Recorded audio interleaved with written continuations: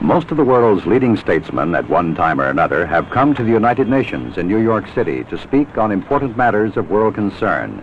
And thus it was that the United Nations played host recently to His Excellency President Ziaur Rahman of the People's Republic of Bangladesh. President Ziaur was greeted upon his arrival by the UN Secretary General Kurt Waldheim. After conferring privately with Waldheim and with the current President of the General Assembly, Salim A. Salim of the Republic of Tanzania, President Ziaur was escorted to the United Nations main hall, where the General Assembly had been called to order specifically to hear the Bangladesh leader.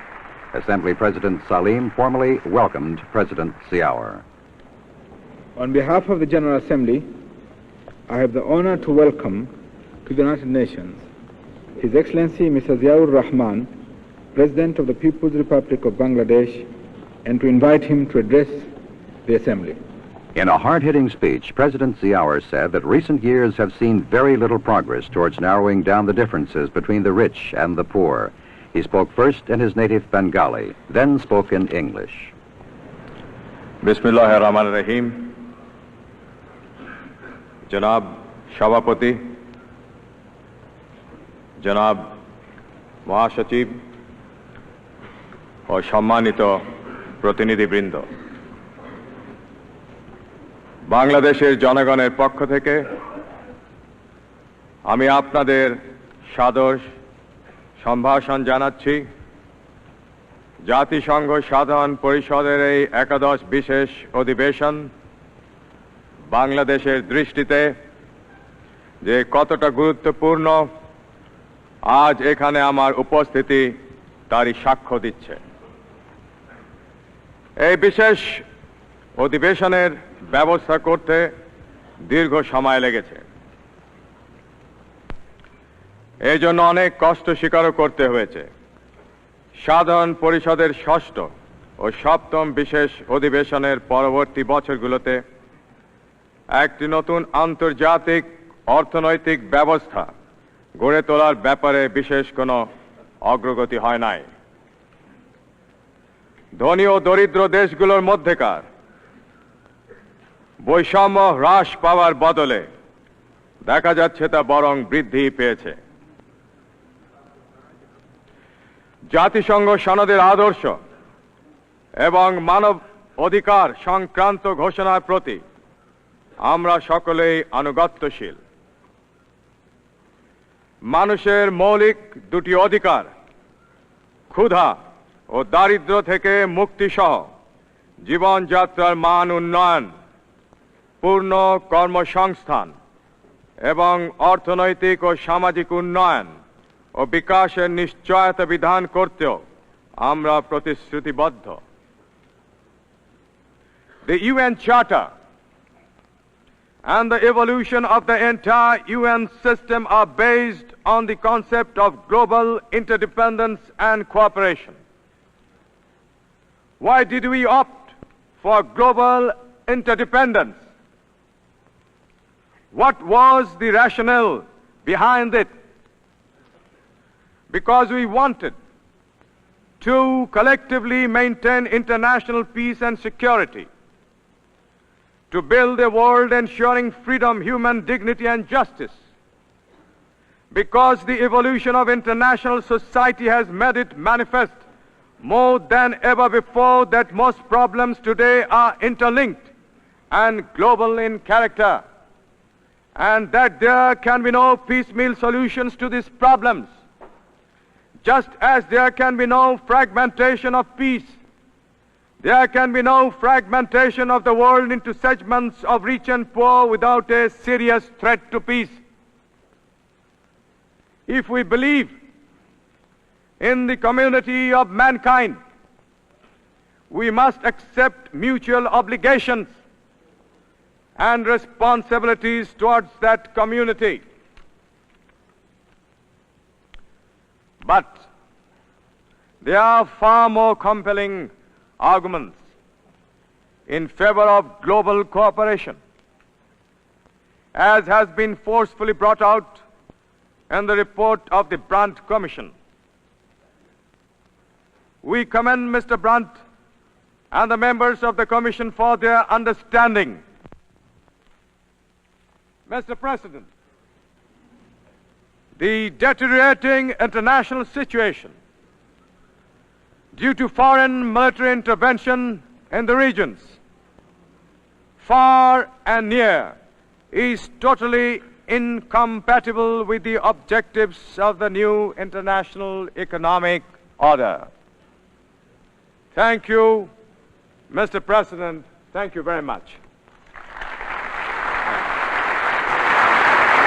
Elsewhere in his major speech, President Ziaur called on the Organization of Petroleum Exporting Countries to provide oil to the poor and developing nations at lower prices and to invest in nations like Bangladesh.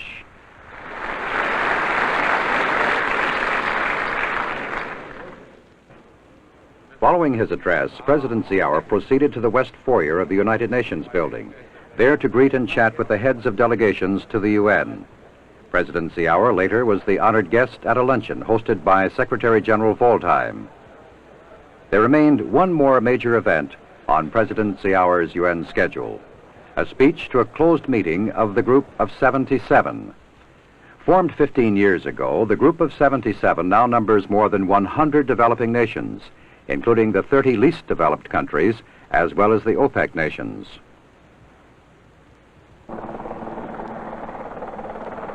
From the UN and New York, President Ziaur continued on his 4-day visit to the United States by traveling to Washington for an important meeting with President Carter at the White House.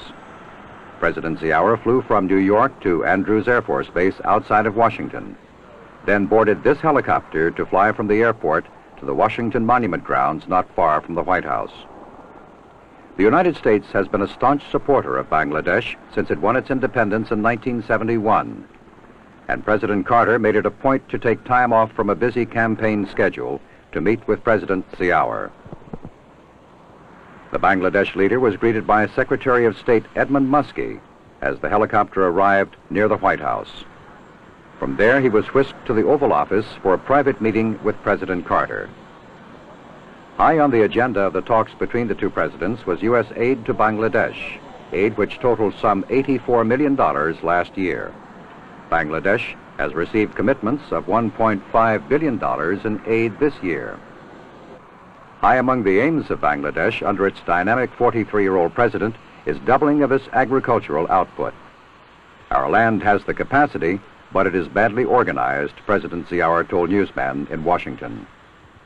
Bangladesh, with 80 million people crowded into a small area, is embarking on a new 5-year plan with emphasis on agriculture.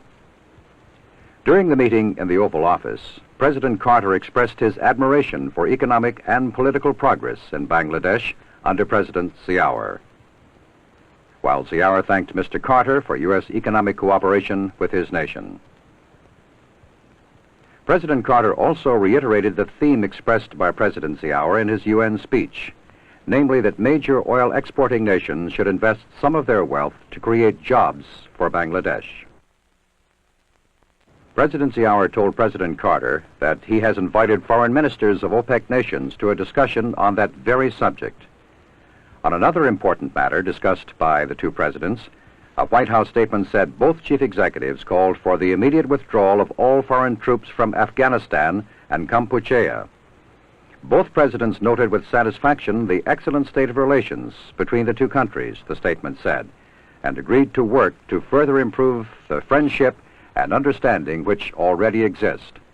Their friendship was evident in statements by the presidents to newsmen after their meeting.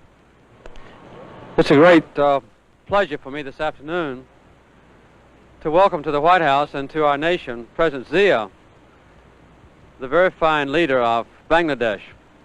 Since their War of Independence in 1971, tremendous progress has been made under his leadership and with the courage and determination of the people of his great country.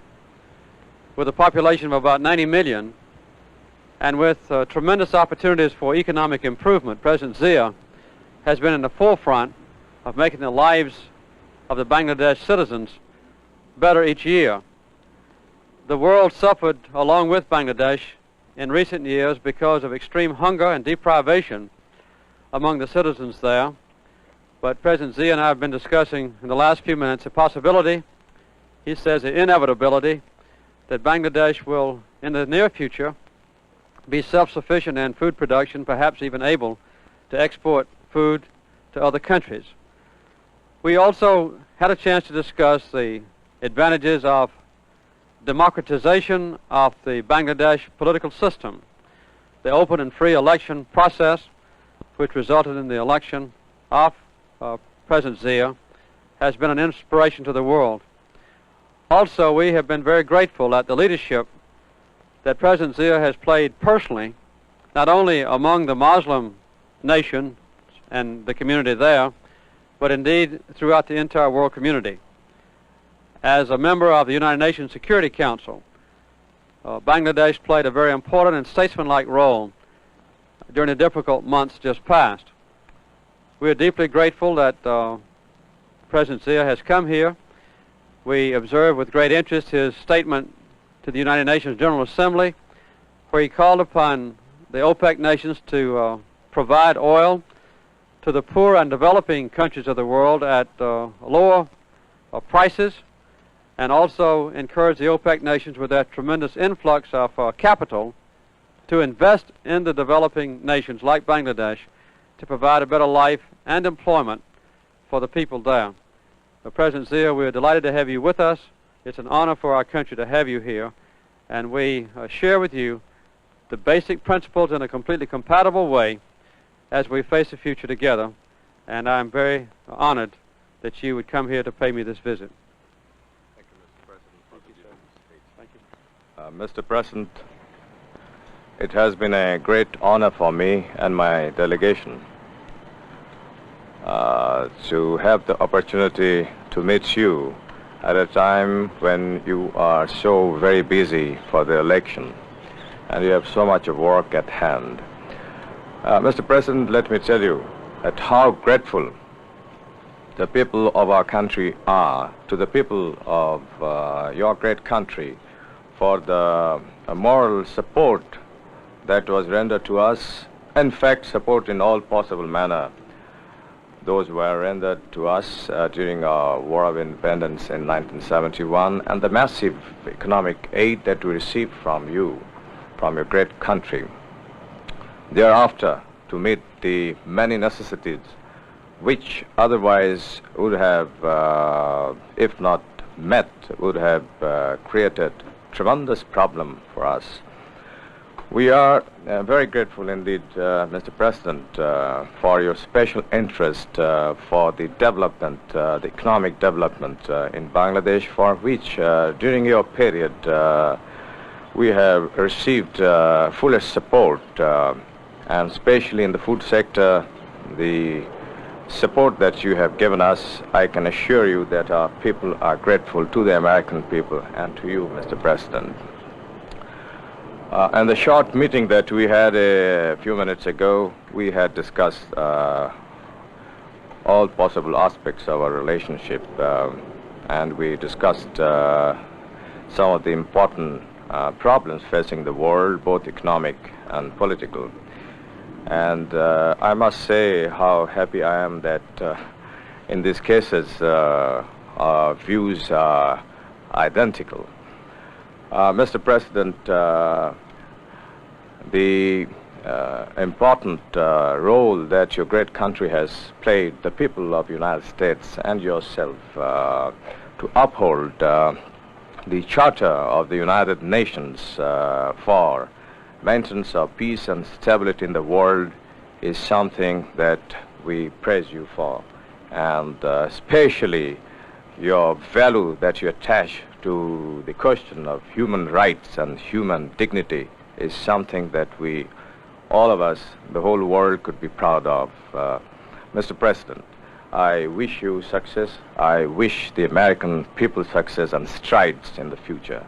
Thank you very much. Thank you, Mr. President. It's been an honor to be with you. Thank